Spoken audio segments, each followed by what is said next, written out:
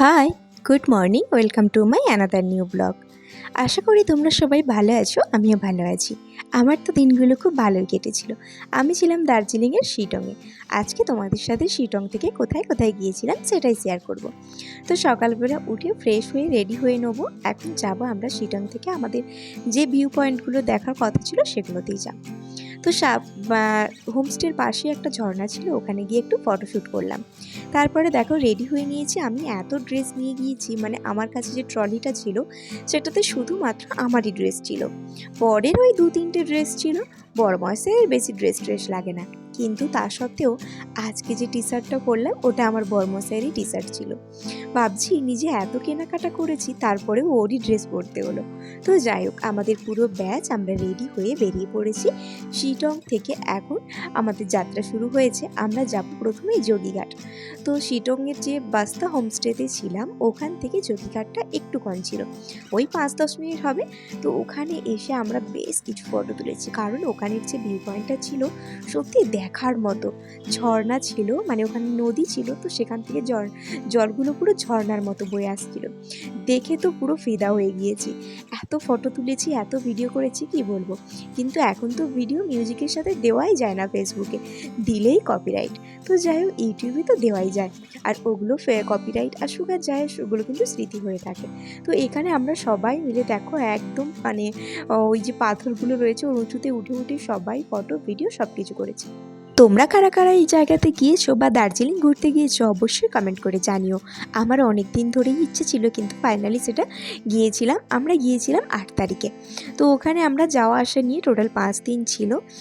তো যাই হোক, যোগীঘাটে দেখো কত ফটো তুলেছি আর কত ভিডিও করেছি।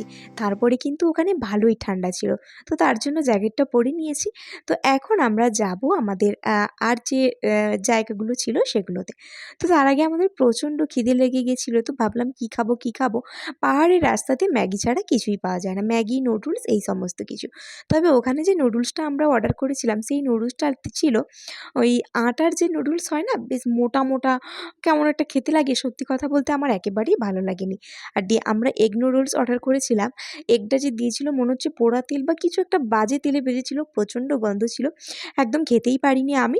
তো মোমোটা খেয়েছি, মোমোটা কিন্তু খুব সুন্দর টেস্ট ছিল। ভেজ মোমো হলে কী হবে, টেস্ট কিন্তু দুর্দান্ত ছিল। মোমো সত্যিই যে বলে পাহাড়ের মোমো ম্যাগি এগুলো বিখ্যাত, সত্যিই বিখ্যাত। তবে ম্যাগিটা আমার অতটা ভালো লাগলো না।